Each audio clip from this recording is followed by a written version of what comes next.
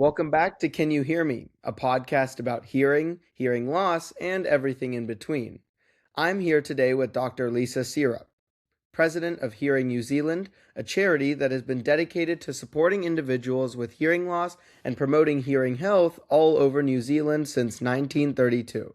Dr. Seerup, thank you so much for joining me today. Thank you for having me. Yeah, of course. And I'm really excited to have you on because I don't think I've interviewed anyone like you or what the experiences you've had so far. So I think let's just get into the discussion. The first question I have for you is, can you just introduce yourself? I mean, I really just want to know, what your background is and really how you got to where you are today. Long story. I am a sign language interpreter in the U.S., so I went to Gallaudet, so I was in that very deaf community, and sign language interpreting was not my thing. So one of the deaf guys that was really cute said I should be an audiologist, and so it seemed a good enough idea. Um, so I became an audiologist, and my journey has kind of been all over. So I worked in Switzerland for manufacture, doing research in hearing instruments. I worked for another instrument or company in Denmark doing education. I've worked in genetics in Argentina and Mexico. I've worked in rehab in Texas. I've worked for the Royal Flying Doctor Service in Australia. So I've got this rich background. And one of the things I found globally is that nobody does hearing well. We had the Coalition for Global Hearing Health, which was 32 different countries. And the only common theme was that nobody does it well. So I think there's a lot of room in our field in hearing to do things better. And I look at New Zealand, and we're a small country. We're about 5.5 million people. We're a fairly wealthy country with a good social network. So we've got this huge amount of resources available. And I thought, why can't New Zealand be the global model for hearing? And so that's kind of what we set about doing. Yeah, that's awesome. And I really do want to ask about what you've been doing in New Zealand so far. But before I get into that, can you tell me a bit about, why you're so interested in hearing specifically? Do you have any, personal experience with this, or is this just, something that happened? Oh no, I do have a hearing loss, and it's always minimized. I don't have that much that it's not too bad, and the expectations around a not too bad hearing loss are really hard because people expect you to be normal, but you're not. But you're not bad enough to be disabled. So you have this nowhere zone to go, and nobody really puts you anywhere. So you kind of navigate the journey alone. And you found that out too, didn't you? There's just nowhere to go. Yeah, I get what you're saying, and really I do see that a lot of the stigma surrounding hearing loss is because people, in this kind of range where it's not normal hearing, but it's not disabling hearing at the same time, they think, oh, you can just listen harder, what it just doesn't make sense to them. But what I find interesting is the same thing doesn't apply to something like vision. People don't say, why don't you just see harder when you get glasses? So it's really interesting to me why there's such a stigma associated with hearing and, not things like vision. And honestly, I'd like to hear what your opinion is on this. Why do you think there's such a big stigma around hearing and just hearing loss? I think it is that real lack of understanding more than anything else. If I get one more person that says, I'd rather be blind than deaf, I'm just going to deck them. It is one of those. It's because what it is so what you're telling me is you're ignorant and have no idea, and you're just pulling something out of the air. Well done, you, and let's marginalize a whole group of people because you have no understanding. Well done. And I don't think, and hearing's harder than vision. You can look at something and go, oh, that's blurry. But hearing, you never get the same sound twice. And you don't know what you don't know. So how do you know you're not hearing it the same way everybody else in the room is? Um, and, it's not like people with hearing loss don't hear. The low frequencies are usually normal, so our awareness of sound is 100% normal. Calling my name, hearing dogs bark, all those alerting are low frequencies. So my perception of hearing is normal. And so, oh, well, then, and a lot of it is that, oh, I just have selective deafness. It's like, well, so you're telling people that you don't want to listen to them and you think that's a good idea? Because that's good for marital relationships, let me tell you. It, so, and I do think it is that lack of hearing. So, in what and how hard we have to work. And hearing's gotten harder. Hearing and noise is probably anytime you've got any kind of hearing loss at all, you're more disadvantaged to noise than you are anywhere else and anybody else in the room. And our world's gotten so noisy that, it's just so noisy. And so you can't actually function as much. I went to a breakfast at Parliament and it was so noisy that I had to go home and spend the rest of the day in bed. I was just spent. I had listened so hard, it felt like I'd run a marathon. Wow. I mean, I'm really sorry to hear that, but honestly, I can see why, especially in urban areas, that this can be such a huge problem because really the baseline level of noise exposure that some people have just become accustomed to facing has increased so much, I'd say, in the last decades or even century or so, just because of all this new technology we have. I mean, especially with, cars and all of these devices around us, we might not think about it, but the amount of noise we are exposed to on a daily basis is enormous. And honestly, I'm really glad that there are wonderful people like you around the world that are working to make sure that people are more aware of this. Not just the people who need care for their hearing loss, but also the people who are unaware and might be having some sort of stigma or biases surrounding hearing loss. So I'm really glad. And this kind of brings me into what I wanted to talk with you about, which is, about the work you're doing at here in New Zealand. How have you been addressing this stigma that's so widespread in our community? How have you been turning New Zealand into, like you said, a model for hearing? Well, and firstly, the one of the we used to do the dangerous decibels program, right? And it is teaching young kids to not damage their hearing, but that actually is not a thing anymore. All that data is based on my age and is just filtering down. Modern technology has the ability to limit noise. So the modern teenager isn't exposed to the same level of noise and isn't so those damn teenagers with their ear pods is not the big problem. It's othering. Let's look over here because the damn teenagers are an easy target. When if you look at our society and that the noise that we're having, early childhood education centers exceed safe noise levels, and we're seeing the biggest increase not in the teenage population, but the 0 to 6 or the 6 to 9 12 population.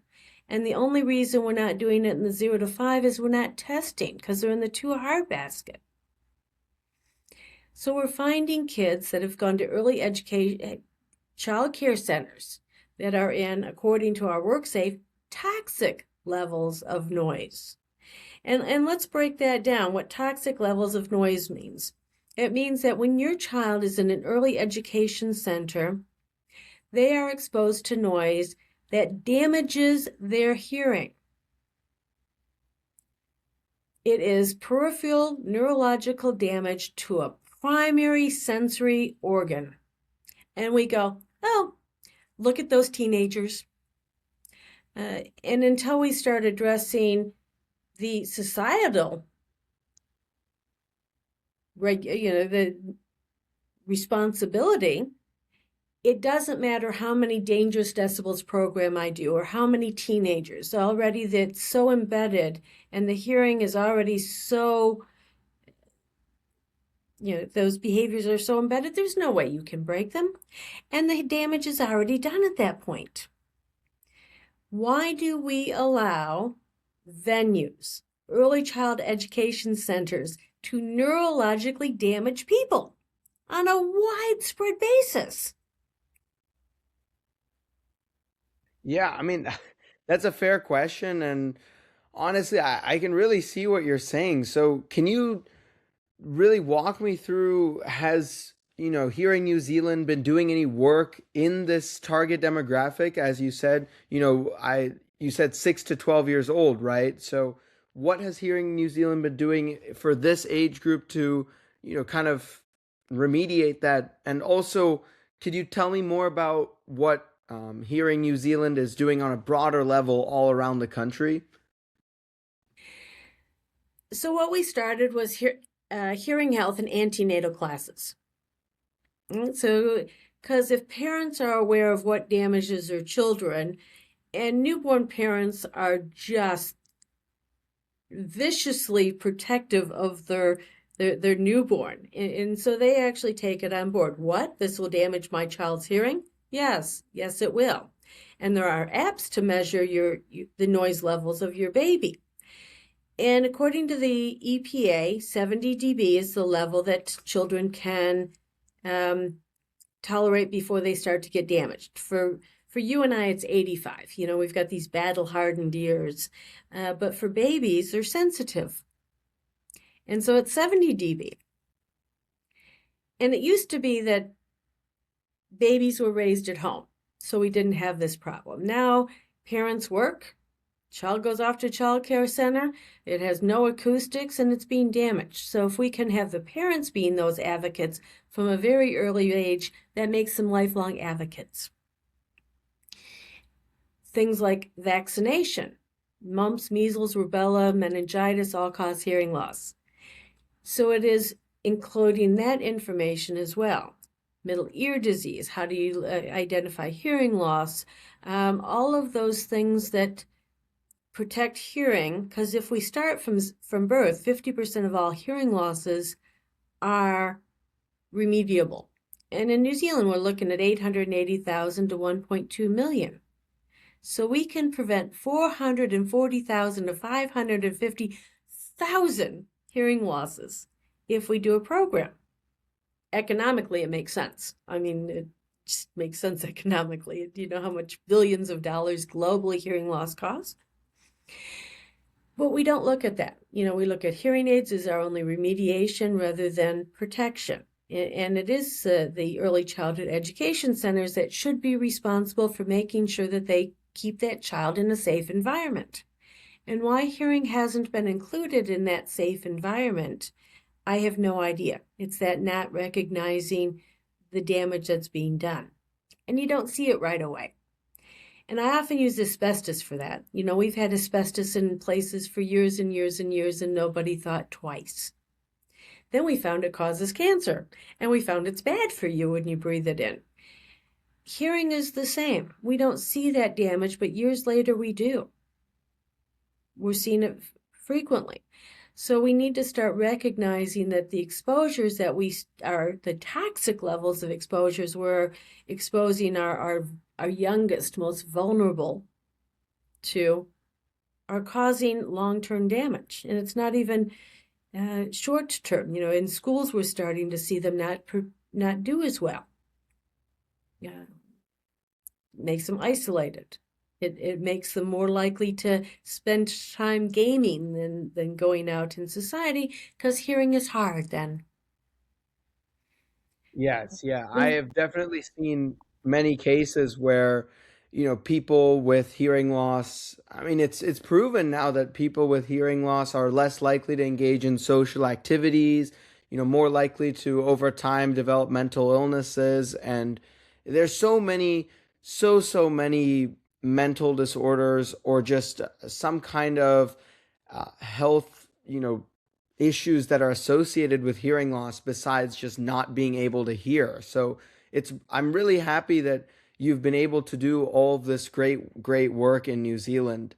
And I want to continue on this train while talking about awareness, Could you tell me about the white cat awareness campaign you've been running? What is it and what exactly do you hope to achieve with it?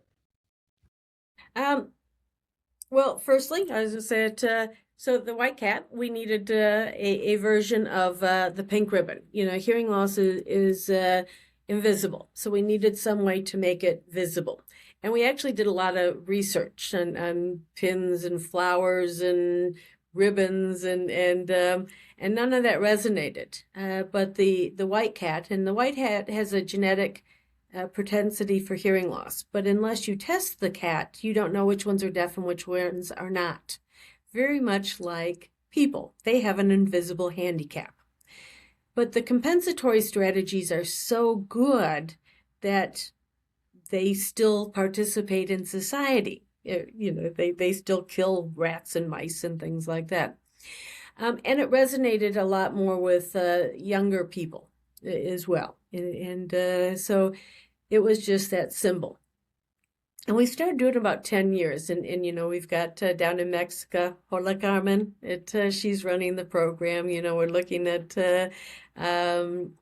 Sri Lanka, talking to them. And a couple of people in England messaged me. So it actually does have a widespread appeal. The blind have the dog, and everybody associates the dog with blindness. So deafness and cats just kind of seem to make sense. Profoundly deaf use the butterfly, but it doesn't make sense from a hearing impaired perspective because butterflies don't have ears. They hear with their feet. Cats have ears. And one of the other messages we like is that white cats don't care what they are perfect the way they are. And you can't convince them any other way. But look at me, I'm perfect. And we want that message to get out. Perfect. Yeah, and I can't think of a better animal to do so with, and I think that's incredible. So just to wrap up our interview today, can you tell me, is there one thing you'd want the general public to know about hearing loss? I know that might be a hard question, but if there's just one thing you would want people to take away about hearing loss, what would it be? Hearing loss affects every single one of us at some point in our life. We are hugely ableist. Listen, sorry, it doesn't matter. So we marginalize hearing all the time. But we have to be really careful because at some point in our life, that will be us. And so we really do need to start looking at how we can prevent it for all of us. And on a personal level, it will be you.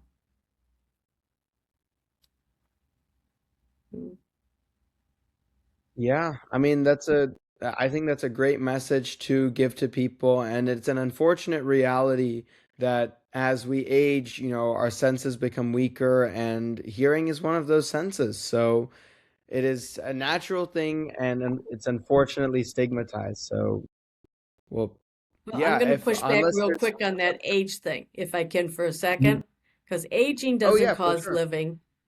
We have this real ageist society, whether you're old or you're young. We um, bottleneck people.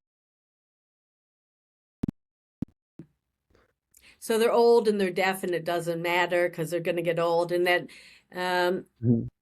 eventuality of hearing loss is not a thing. You don't get hearing loss when you get old. You get hearing loss when you're exposed to pharmaceuticals, most of your drugs that you take, and we take all kinds of drugs now. When you go walk down the street, that noise exposure. So it's living that causes hearing loss, not aging. It's our environment that causes hearing loss, not getting old. Ah, I see. Okay, I like that take on it. I'm gonna steal that. But yeah, well, Dr. Seerup, thank you so much for joining me today. I really enjoyed our discussion. This might be one of my favorite ones so far. So I really do hope you continue doing this amazing work, and I can't wait to continue hearing more about it online.